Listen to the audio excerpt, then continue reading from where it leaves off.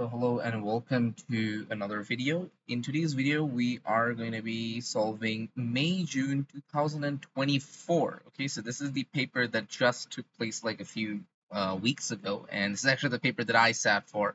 And I'm also going to discuss what mistakes I made, how to avoid them, and how you should kind of actually progress through the examination because there will be some times that you're going to be getting errors and stuff like that, and there were places that I personally messed up. So we're going to be talking about that. Now, this paper, I collected it from a different source, and this is a replicated paper. So some of the things in this paper are inaccurate, and the marks may also be inaccurate compared to the actual paper. Okay, but the questions are like 99% same. Like they're exactly the same except for one tiny area in question one that I'm going to be telling you in the moment. But other than that, almost everything else is exactly the same that as it came in the examination. So you could follow this paper or practice it as a mock or something. I'm going to give the PDF link in the description. Now, since this is a paper that has not been officially out yet, I only have the text files in this question, and I don't have the Word document or the evidence file of this. So we're just going to be going ahead and coding for this video only. So let's get started with the Major 24 paper. So this paper, unfortunately or uncommonly, had 3 text files instead of 2. So that's what kind of caught me off guard personally, because like usually you only have 1 or 2 text files, and you might need to create a third one, uh, as we saw in a previous year. But apart from that, like this had 3 text files at the beginning, so this kind of caught me off guard when I was actually trying to do the paper. So yeah. So first of all, let's go ahead and get started. So the text files will be required in question 1. Okay. So the wording of the question is exactly how it came in the actual exam. The formatting of the paper might not be correct because again, this is actually like handmade from scratch. So this paper is like, this is not the official paper, obviously. And the official paper also had 12 pages, not 14. So whatever. So the first question says a program outputs a main word. The program asks the user to define to enter 3 different words of 3 or more letters that can be made from the letters in the main word. So there will be a main word that's going to be outputted, and like from that word you have to make words with 3 or more letters in it, and all those letters should be in the main words. That's basically what they're telling. These are called the answers. So there are 3 text files: easy, medium, and hard. Each text file has the main word on the first line. So the first line is the main word. For example, in easy.txt, the main word is house. The word read from the text file are stored in the global array, word array. The number of words that can be made from the letters is stored in the global variables number of words. Okay, so the procedure read takes. Okay, so this was a little bit unique because they never said anything about kind of word array or number words. It means they never told us that we should actually declare them or not. But again, you need to declare them if you want to. So let me just go and quickly open VS Code, and then I'm going to be going ahead and open folder.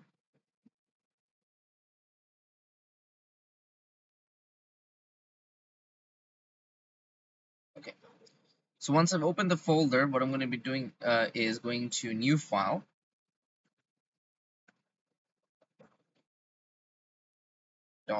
.py. Okay. So for the mark scheme, what I'm going to do, these are the ones that I've solved, and this is someone else on GitHub who had actually solved the questions themselves. And they actually contain the questions, so that's how I actually got the question. Like the question paper isn't out yet, but the questions are in the Python files. Okay, and these are the ones that I actually redid myself, and that's what I'm going to be sharing to you in this video. Okay, but I'm going to be sharing this entire file, which will include my solutions and like more professional solution as well if you want to have them as look. So let's go and first define word array. Okay, since they have said nothing about it, we need to declare them as global and also number words. Okay, we need to do that because they haven't said anything about them. Next, it says the procedure read words takes the file name as parameter. Okay, so so let's write read words. So read words will be taking the file name as parameter. So file name. Okay, and we know that these were global variables. So I want to do is write global word array and number words. Okay, so opens the file and reads the data. Okay, so it'll open the file and read the data. So we want to do a suitable exception handling first. So I'm just going to call this pass for now, and accept IO error print file not found. With that being said, now let's go and work on this. Let's say file, we're going to call open. In this case, it's going to be file name, and it's going to be read. Okay, so we want to read the data. So let's take the file data from the file, which I'm going to call file dot read line. So they're each in a new line, so we need to use a strip command in this case. And then while, so we want to find the end of the file. So while file data is not like, a blank string, that's when we're going to be going ahead, and we want to do is word array dot append, and then we're going to be writing the data to the array, so which is going to be file data, right? And then what we want to do is we want to also increase the word count, okay, the number of words in the array, because we need that in the game. So number of words plus equal to 1. Visual C also suggested me that if I want to increment it, why do we need that is because we say that stores the answers in a new element, and in the first element of the array it's going to be storing obviously the main word, and counts the number of answers. So it only wants the number of answers from us, okay? It doesn't want anything else. So it's important that we count number of words. Okay, now here's something very important. Also, we need to kind of redo this line right here. I'm just gonna do this stuff quickly. After we are done reading everything, we want to go ahead and subtract. We want to just decrement it once. Why? Is because that one of the words is actually the main word. That's not the answer. So we want to go ahead and decrement this following part of the program. Okay. After we do that, we need to obviously close the files. This is something I forgot to do in my actual exam, so I don't know how many marks they're going to deduct, but usually you have 1 mark for opening and closing together. So if they see opening but they don't see closing, you're unfortunately not getting a single mark over there. Okay, so 1 mark might be deducted. Okay, so the main program asks the user to enter easy, medium, or hard, and calls read words, and that matches the user's input. For example, easy will open easy.txt. Write program code for the main one. So we want to say that user, let's say user choice, whatever they want to play. Okay, so input, but here I want to use single quotes because enter the. So here I want to quote enter easy, medium, or hard to play. Okay, so if user choice is equivalent to easy, I want to go ahead and call read words with the parameter with the file name easy.txt in the string format, right? That's how I want to go ahead and call the file.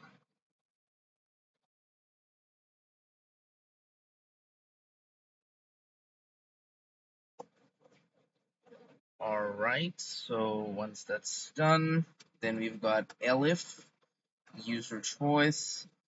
Let's say user entered medium. We then want to go ahead and call read words with medium.txt.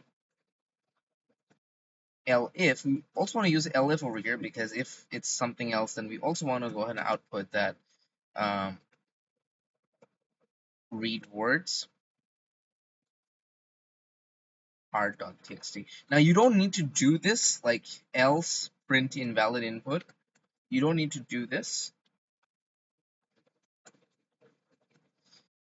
Okay, but you can because they haven't mentioned anything about validating the input. Okay, but if you want, you can do this. In the actual exam, I didn't do this, but that's totally fine because I never asked anything about that. Okay, so that's going to be the code for this part of the program.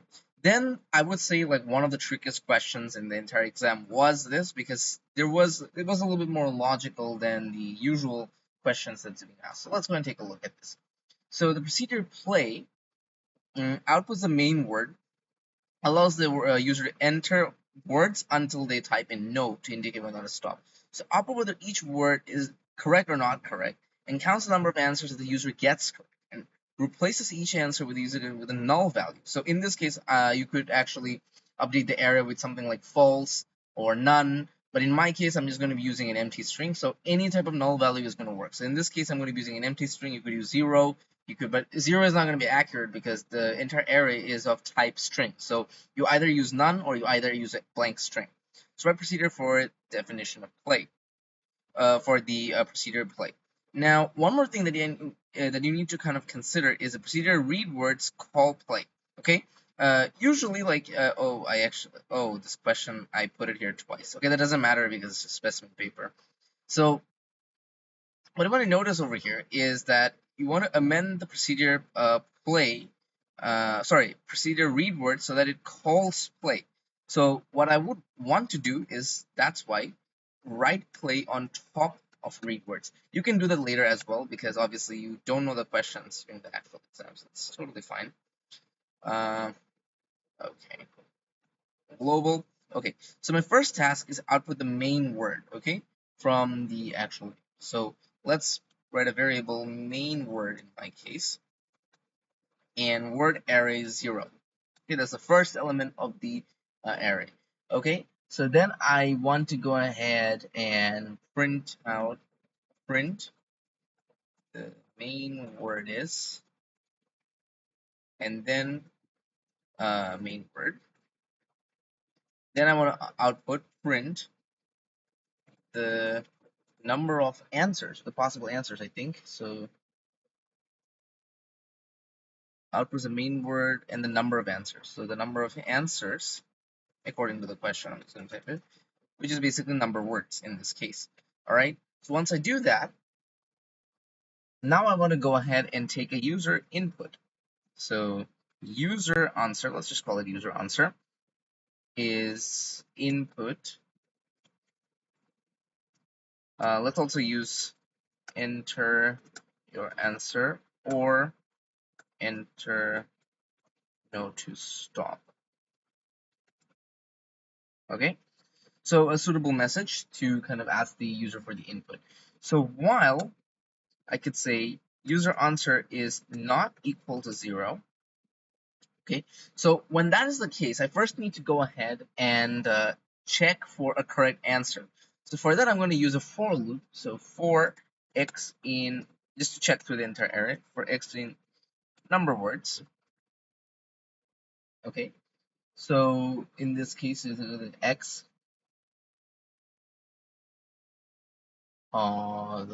getting with that. Okay, so instead of number words, because why do I want to do is number words is because, or you could even do that. Okay, you don't want to do number words because I'm going to be going through the first elements. You could directly do that, but what I personally prefer and like to do in this case, or I would have done, is actually make a variable for the length of the array, because over here output also counts the number of answers the user replaces the answer. So replaces each answer with a null value.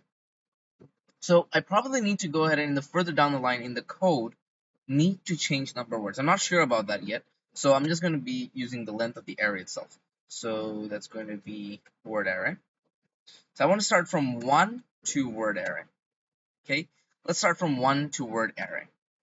So let's start from 1 to word array. So if I want to say if user answer is equal to word array x, right? If user, so if it comes across the correct, so I want to print right here output of each answer. Is it correct? Is an answer, so print it is an answer. All right. So okay, can I do else right here? Okay, I need to do some more things before else. So I want to see how many the user got correct. So let's put in variable called got underscore correct. Okay, so over here, once that's done, I want to go ahead and increment got correct to plus equal to 1. All right. And I also want to go ahead and write word array x. So that has to be nulled. So I'm going to use a blank string in this case. So correct answer. And I want to take the next input from the user because I want to know that if he's going to be ending the code, right? So let's just go and copy this. All right, user input. And what if, okay, so we also want to go ahead and stop the for loop once we got one correct answer. All right, we want to go ahead and do that. So for that, let's go ahead and put in break. That's going to break the for loop. So whatever loop it's inside, that loop is going to stop at that point. Okay, but now also we want to consider that if the correct answer was not found. So what we want to do is I want to go ahead and put count, a separate variable over here, and I would also go ahead and put success as false. Then I'm going to do is while not success, and while the count is still less than the basically length of the array. All right, that means so it doesn't exceed or it doesn't continue, like it doesn't keep looping. So I'm just gonna put the correct indentation. User answer. Okay, so before the loop breaks, I want to also go ahead and put success is equal to true, because that's when, you know, kind of you want to go ahead and break the, oops, another break. So success is true. Let's want to break this loop right here. Okay, breaks the inner while loop. All right, so with that being said, and then what I want to do is break. So when this loop breaks, okay, so when the for loop breaks, I want to go ahead and increment count. Okay, count is going to be count plus 1.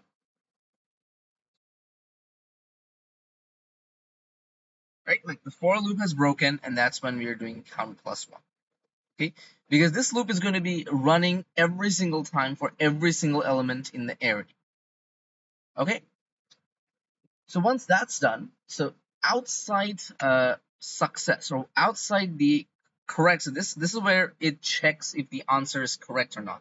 Okay, so first it searches through the entire array, and if it finds the correct answer, it's going to break out of the for loop, and success is true, so the while loop is going to end itself.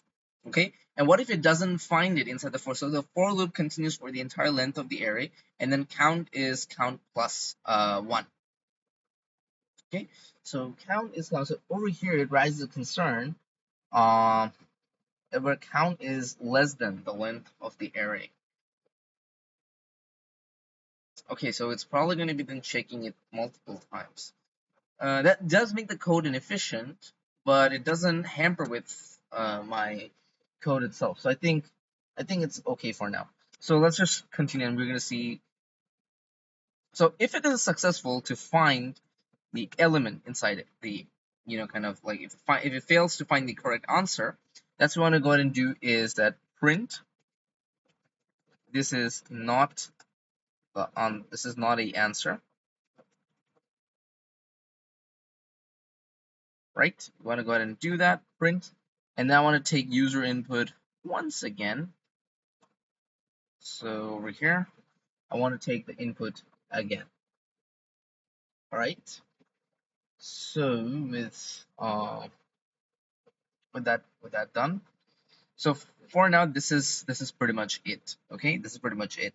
So it loops through the entire kind of oh, why did I write word array? This is going to be length of array, 1 to length of array. All right. So it is going to be checking. If it doesn't find it, then count plus 1.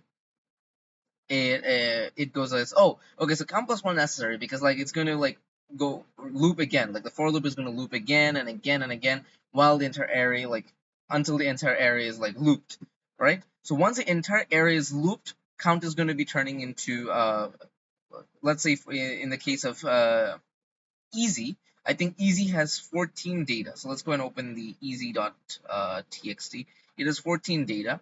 Yes, it has 14 data. So its count is going to turn 15. And when count turns to 15, that's when we kind of go ahead and realize that, all right, so we need to get out of the while loop, or else it's going to loop like, kind of for its entirety. All right, so that's going to be the first part of this question. So we need to amend the procedure play once again. So when the user enters the command to stop, the procedure outputs the percentage of answers that's used to enter the array, and outputs all that the user did not. Okay, so we need to now go ahead and work outside this while loop again. So once it's done, so we're going to say percentage underscore correct. So this is going to be got correct divided by the number of words available times 100. And then I want to go ahead and they never said me anything. So what I'm going to do is in this case, I'm just going to round up the answer. So percentage correct, round it. Let's round it to 2 decimal places. Or, all right, since they didn't mention anything, I'm going to use a int. Okay, it's better we use an int. So let's just convert it to an integer. Round down basically when we're using the int function. So with that being said, now let's go ahead and just write print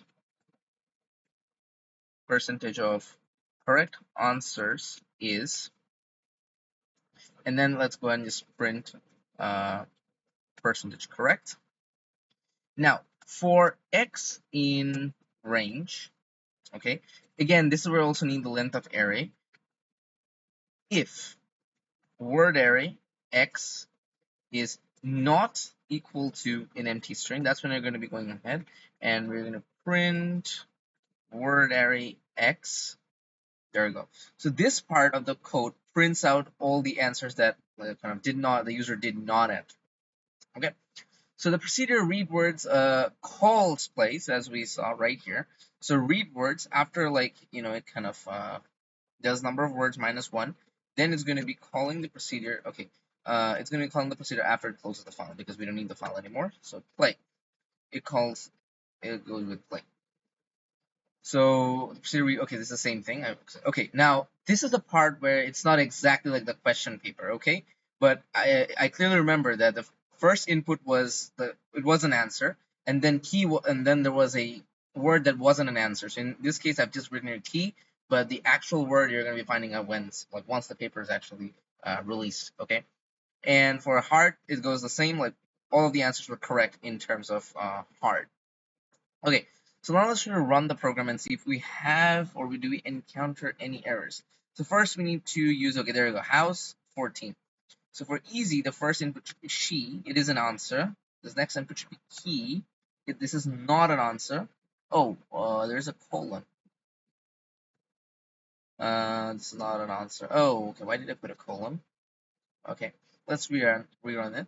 So we got it with easy, she, key, then do no. Okay, so we seem to have ran into an issue here. So even if we answer no, it's not breaking out. Okay. Well, the user. Oh, why did I write 0 over here? Well, the user answer is not equal to no. That's what I should have written. Okay. Let's try again. Easy, she, he, no. There we go. So the percentage of the answers the percentage of answers correct is 7.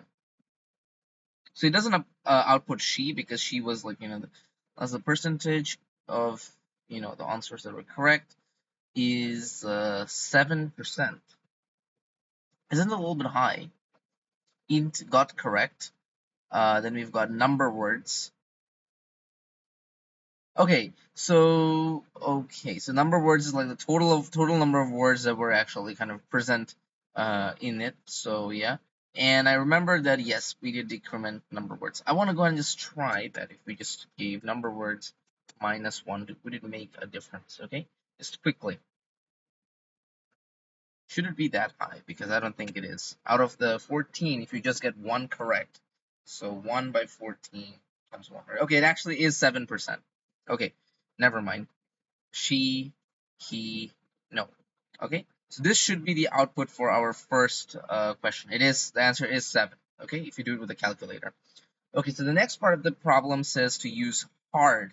Okay, so let's go ahead and use hard. So you were to take a screenshot of this output, And then, so in my exam, I did make a mistake, which I'm going to be telling you right now. So find, it is an answer. Find, it is an answer.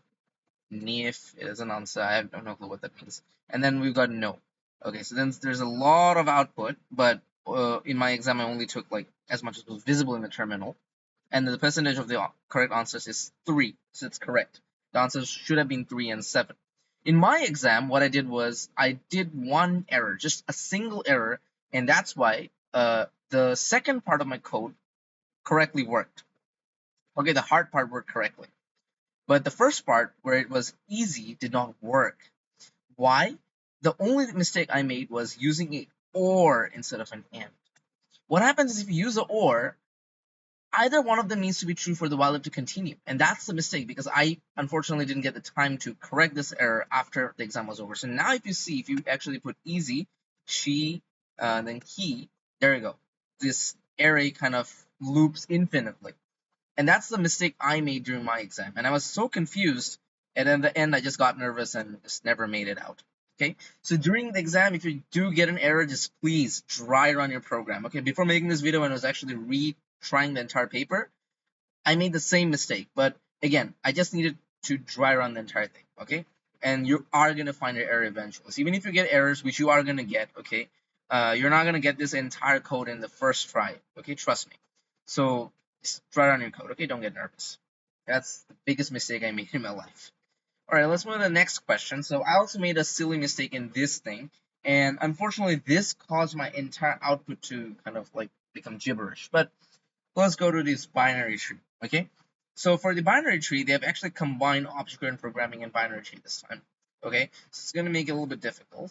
So we've got left pointer, data, right pointer, and then we've got some get methods, because that means we want to go ahead and do some private attributes in this case, since we have get methods and set methods. But I don't think if you do public, they're going to be deducting any marks. But they sometimes do have marks for private attributes because they force encapsulation. So it's better to do them as private. So our program going to the class node. So let's go ahead and create text, create the code file quickly.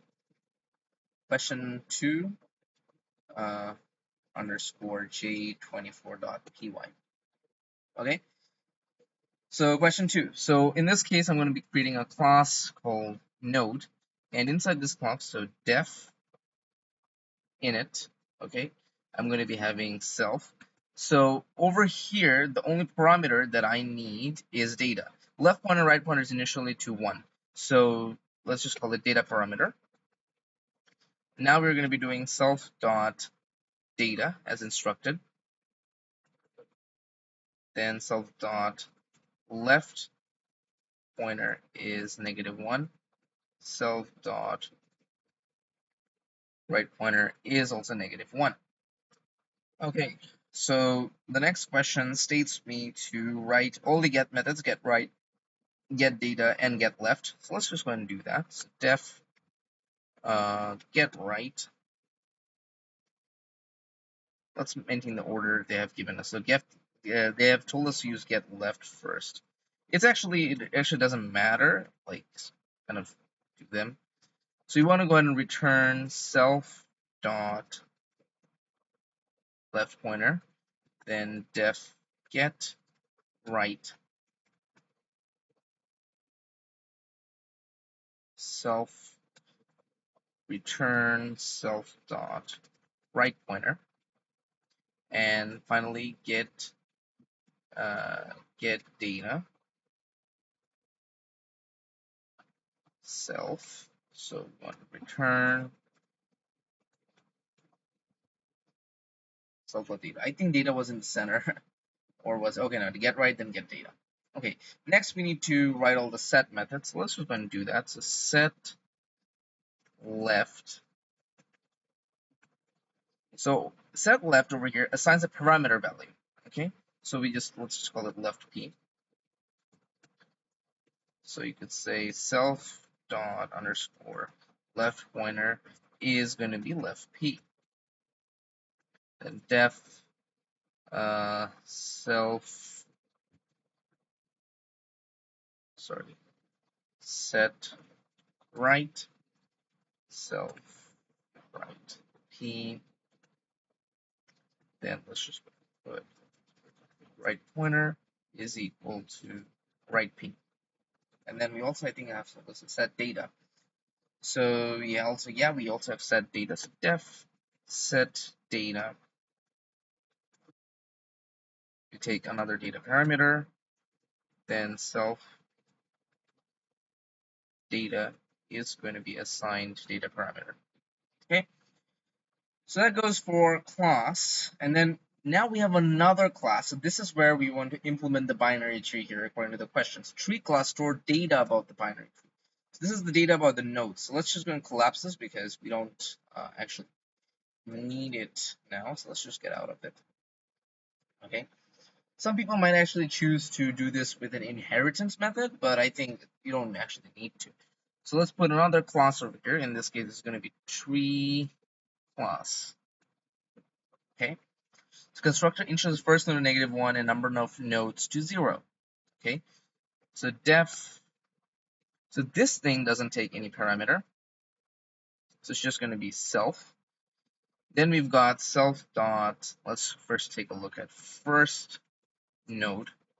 First node is initialized to -1. That's basically the root node, okay? So this is the difference. So if you had seen my 2021 October video, we did have a binary tree question there. So it's exactly the same thing as that question, okay? So now for tree nodes for 0 to 9, there's 20 elements over here, 20 elements for type of node, okay? Initializes each element of tree node to an object with data value of -1.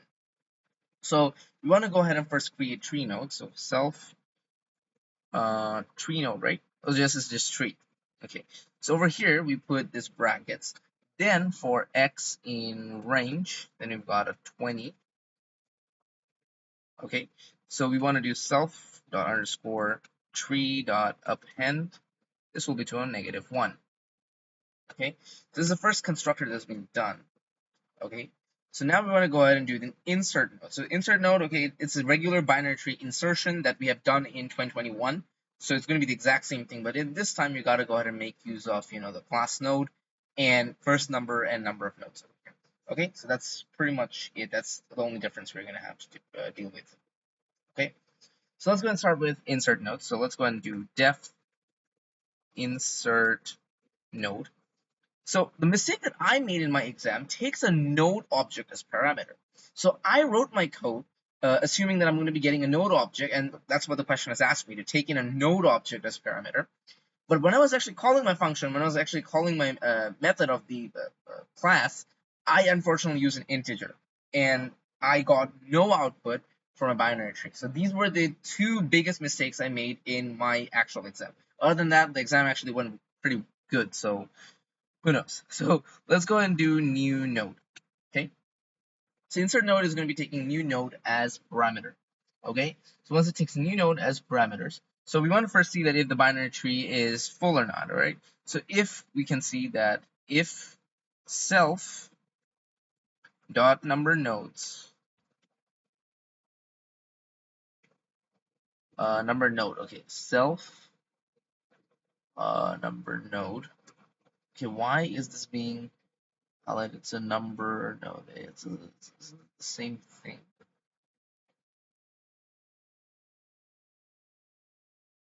Yeah, it's the same thing. 19. So we seem to have an error here. Number node, which is currently equal to 0. Okay, let it stay like that. We're going to be fixing this error in a short while. So then I want to do is self underscore. So you want to go ahead and first add the tree to number nodes. Okay, so basically this is going to be like, so if I got tree, and on tree, let's go ahead and just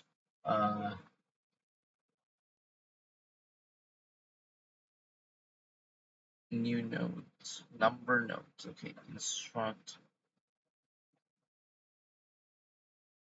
So do we have anything like number of items, number items, number nodes, whatever? So yes, we have to use number nodes in this case. Okay, so self dot, this shouldn't have been an error. I'm getting two errors. Function self is not defined. I mean, it is inside the class, so why does it need to be defined? But self, right? It is also inside the class. All right, let's continue, and we're going to be correcting the errors afterwards. So we want to go ahead and add the new node to this. All right, so once we go ahead and add our new node, right? So if we're going to do the if, then we're going to be going ahead and checking if the root node is free or not. All right, so if you want to do is if self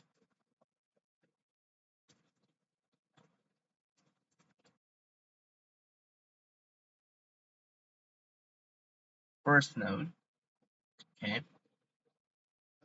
is -1.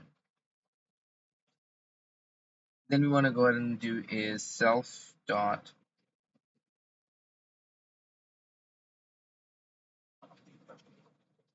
first node is going to be set to 0. Else, what we want to go ahead and do is go ahead and say temporary variable placed is equal to false, and current pointer is equal to self dot first pointer,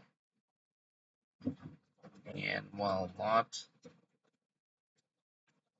placed. So we first want to check if the new node dot get data. So now we're going to be using the constructors is less than the data that I'm trying to enter. So which is going to be tree.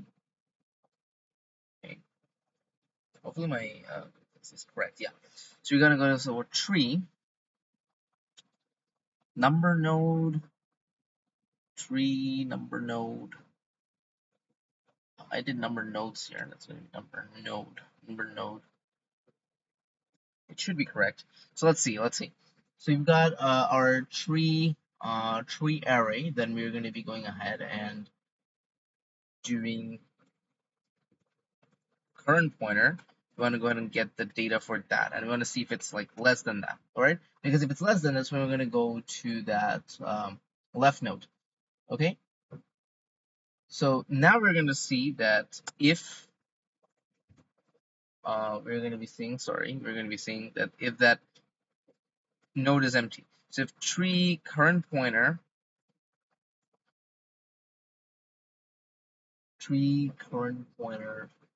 so it is going to be, so the array is going to be of type node basically, because that's what we're going to do. So we want to see dot get left.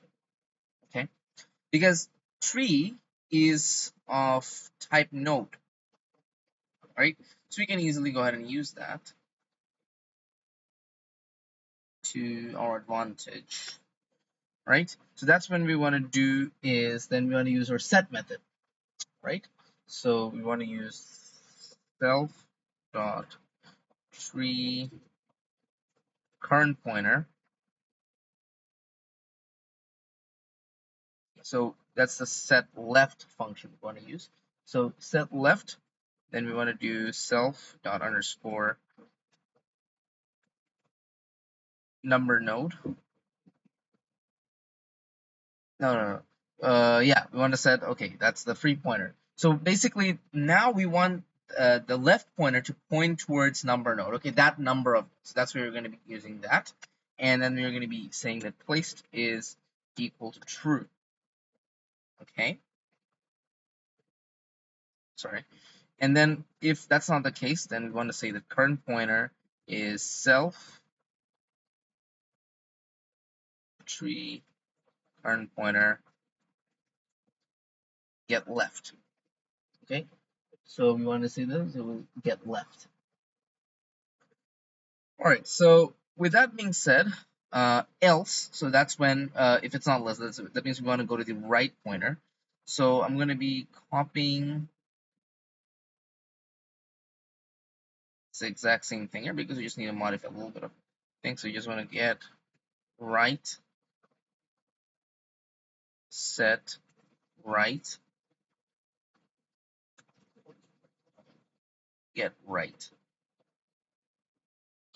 All right, so that's pretty much it for this part. Place is true, and then that's going to be the current pointer. Okay. So then, outside this if, we want to go ahead and increment, the free node, which is basically self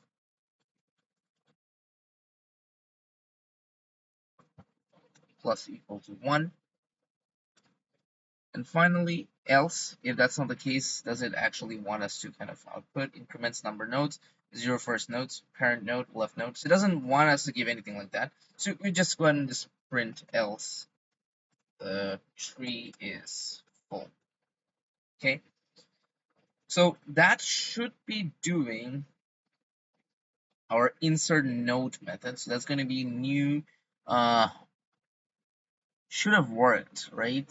This is still showing an error. Okay, that's the issue.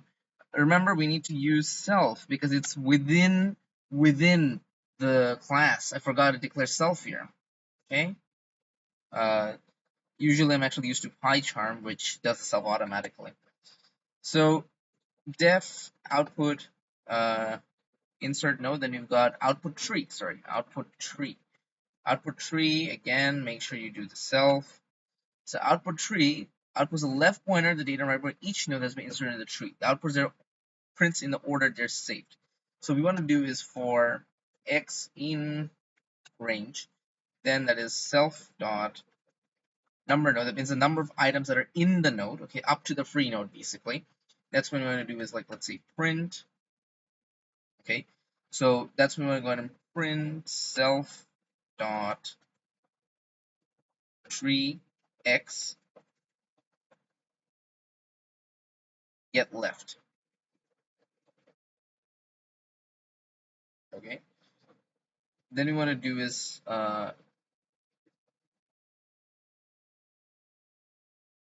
okay, so we need to use a formatted string for that. So let's just use a regular space. That's fine. Or what you could do is just use a regular tab right here. Tree x. Then we want to get the data. Let's do a tab right here and self tree dot get right. There we go. So self tree, obviously. Oh, we forgot the little x. Okay. So output node. Okay. So that does it for the first question. I'm seeing an error here. Uh, 3 for output nodes. So for x in range self dot node self tree x get left, self tree get data, self tree x get right. I can't seem to find the issue here.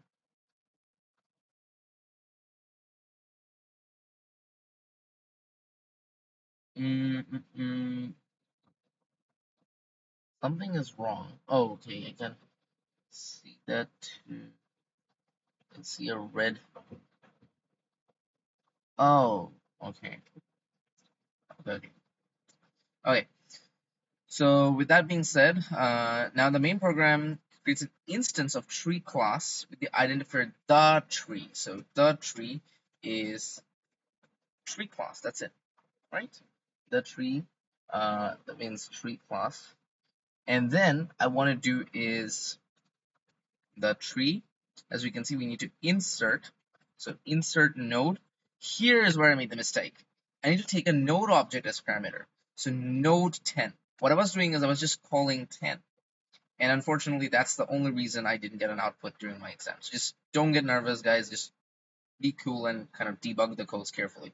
So 1, 2, 3, 4, 5, 6, 7, 7 outputs. 1, 2, 3, 4. Then you've got 5, 6, 7. Okay, so now let's change the output to 11. Then let's change the output to 5. Then the output to 1. Then to 20. Then we want to change the output to 7. And then finally, it's going to be 15.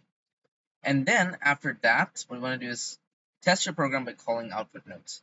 So we want to see that the tree, output tree.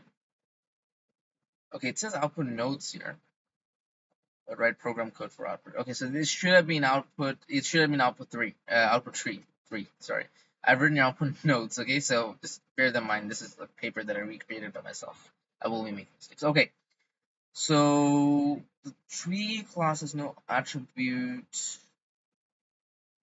Tree for, did you mean tree first node? Did I write first pointer? Line 40. Is it? Oh, it's first node. Okay, that's right now. There we go. A nice and beautiful output that I couldn't get during my exams. Okay, so it's pretty much the same thing as October November 2021, but instead now you've got to kind of do this with classes. Okay, so that's the only difference that you need to do this year. Okay, so let's move on to the final question, which I think was also a little bit trickier. It was definitely easier than kind of question 1, but I think it was still a little bit tricky. The reason why it was a little bit more tricky is because there were a lot of recursive calls in that question. Now, if you did do past papers in May, June 2022, I believe, there was actually a code with a recursive binary search, okay? So this was the main issue with this question. I mean, the main hard part about this question is a recursive binary search. Okay? Usually they don't kind of give these sort of questions. So this was a recursive binary search for this question. So let's go ahead and kind of do the initial start. So this is a number array. And then we want to initialize it with the data 100, 85, 644, 22, 15, 8, 1.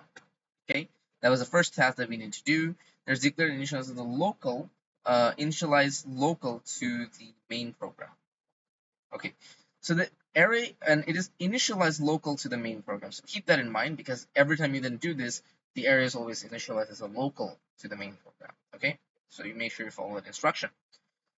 So the recursive pseudocode sorts the array in an ascending order using an insertion sort. So this is a recursive insertion sort. Okay, so this is a pretty big pseudocode, but the best part about it is obviously the pseudocode is pretty much written for you, so you don't need to kind of worry that much about not getting it correct, so, or not understanding it. So let's copy the pseudocode.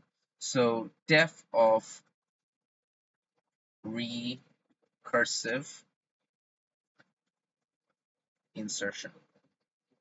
Okay, so we take integer array, which is a array that we take as a parameter. So in this case, this is going to be our number array. So integer array, and we're taking number of elements as a parameter. Okay, and then we continue. So if number of elements is less than or equal to 1, return integer array. Else we want to go ahead and just call recursive iteration. So we want to go ahead and call recursive iterate. So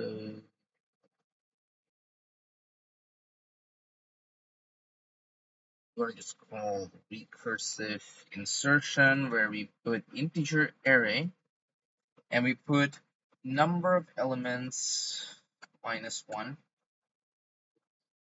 then a local variable last item is integer array,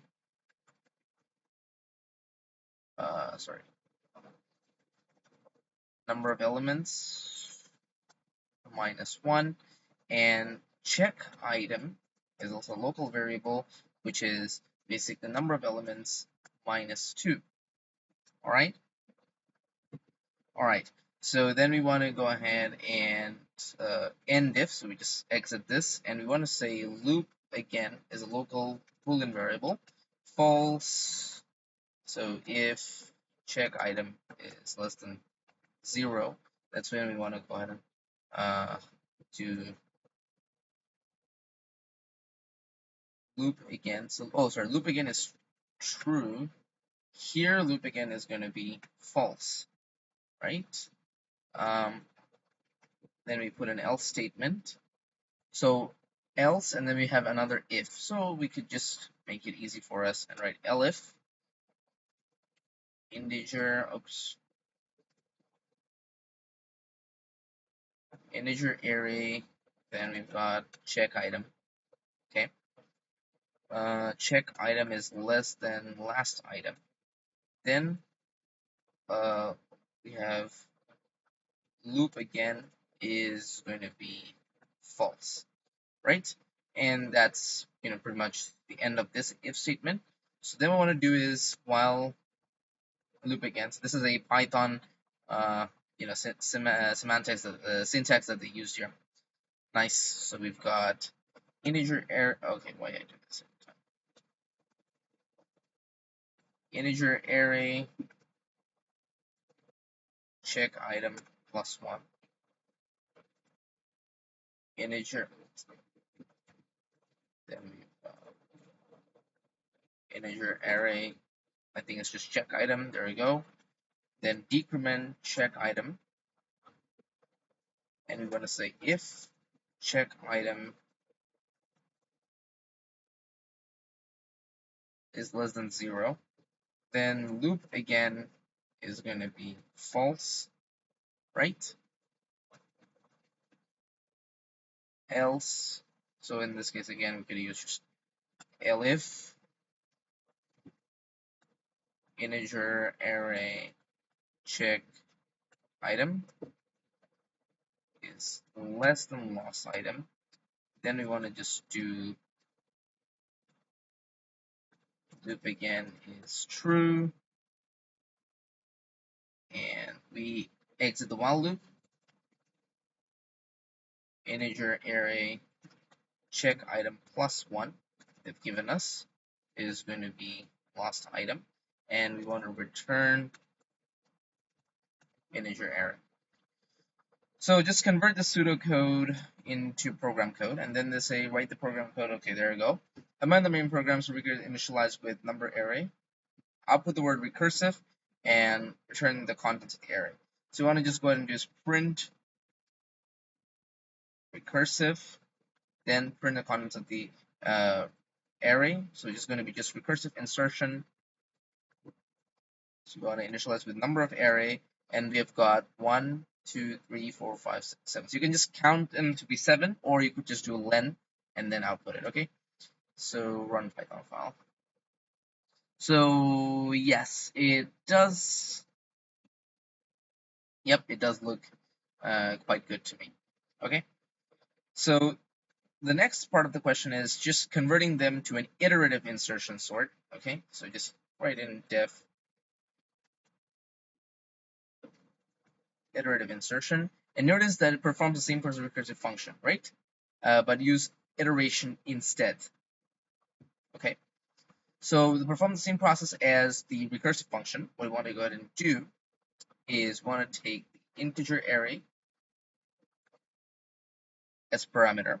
You could take number of elements as parameter, but that is not necessary for an insertion sort. Okay, but for the sake of this, we're just going to take number of elements, just to be like kind of like keeping it consistent. So for x in range, we've got number of elements. But again, we start from the second position of the array in insertion sort when it's being used as a recursive, an iterative solution. And then let's just use one of the variables from recursive. You can use a different variable because I haven't mentioned anything. I'm just going to use this variable, and temp pointer is just going to be x. So while temp pointer is greater than 0 and integer array temp pointer minus 1. That is a previous element of the array because we're starting from the second position and we want to do it in ascending order. So minus 1 is greater, okay, is greater than the, oops, what did I just do? Lost item. Okay, that means, the element that we're kind of comparing it with, we just kind of go and replace it. So what we're going to be doing is uh, integer array temp pointer is going to be initialized with integer array temp pointer minus 1, and we just want to go ahead and decrement temp pointer as it is. And finally, the element that has been lingering around, not inside, like that should be going inside temp pointer, right? So temp pointer is going to be the lost item, okay? After like basically the very first element of the array, or basically when it's kind of like 0. So, or when, like enough swapping has taken place. And then we want to go ahead and return integer array, right? So once that's done, the program calls insertion iterative and initializes array number array. Okay, so there we go. The question just tells us that initializes number array, nothing else. So what we can do is delete this and use number of elements is going to be length of integer array. You could just do that. And now we want to do is print. The question says to print the word iterative, print iterative insertion. So in this case, it's just going to be number array, right? That should be it. Yep, there you go. Both of them are working successfully. Okay. So the final part of this entire question is going to be the recursive binary search. So it takes integer array it takes integer as parameter, uh, which is the array of integers. Obviously, the first means the first and last means. So this is basically the lower bound, and this is basically the upper bound of our binary search, right? First and last. So and then we've got to find, which is like the value that we want to find over here. Okay, cool. So we've got def binary search. Now we want to take integer array once again, and we've got first, then we've got last, and then we want to go is to find. Okay, so first let's go and determine what is going to be our base case for this. That means when we want to go and exit this recursive function, right? When we want to exit this recursive function. So our base case is going to be when first is greater than last. That means when lower bound is greater than upper bound, or upper bound is less than lower bound. So you could write it either ways. So just write like let if first is greater than last, then we want to just go ahead and return. So output not found if the index is not found, obviously, or if the index is this. Okay, so in this case, let's say we want to return -1 because we want to determine if it was found or not found. You could also return true, return false, whatever you like. Okay, so now over here in the else section, this is where we can go ahead and work with the mid.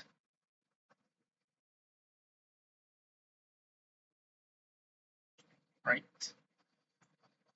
So mid is going to be first plus last div2, obviously. And now if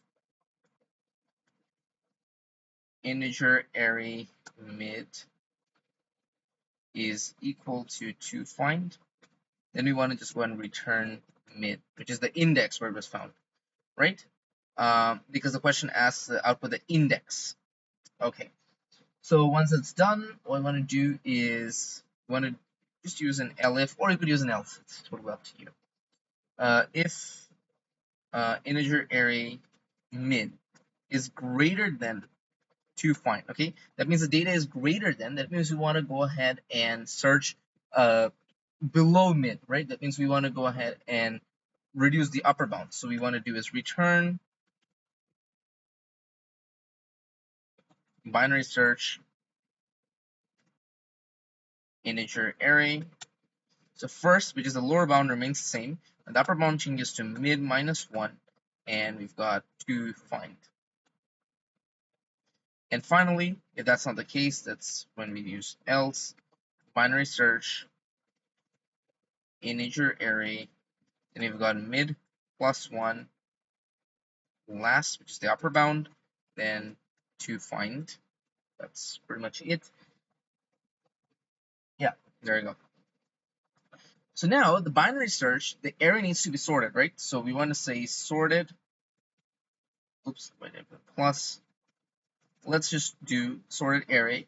And what I want to do is, let's just use the iterative insertion. You can use any one of the sorting algorithms that you've written at the beginning. So I'm just going to use my iterative insertion. Sorry, this is going to be number array.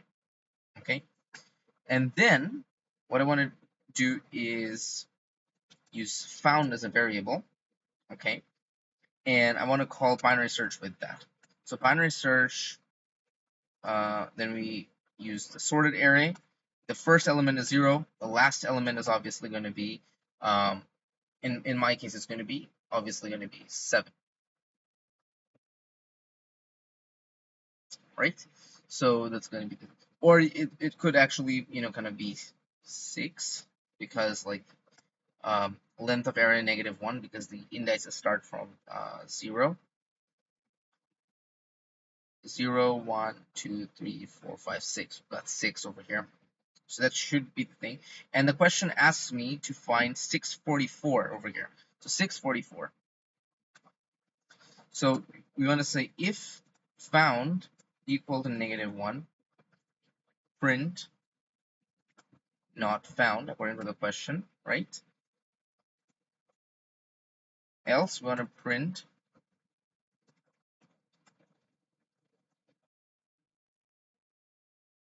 found is, and just return found. Let's see. Was 6. There you go. So 644 is in index 6. Okay, so that's it. So in my examination, I actually got this one fully correct somehow, but the first two I had issues. The first one was still better than expected, but the second one, a silly mistake, and I couldn't even get a single output. So that being said, this is the end of the paper. I'm going to include the paper in the description, and I don't have an evidence document to share this time, so I probably won't share the Python files, but you could just rewatch the video to kind of examine your code, alright? With that being said, peace and cheers.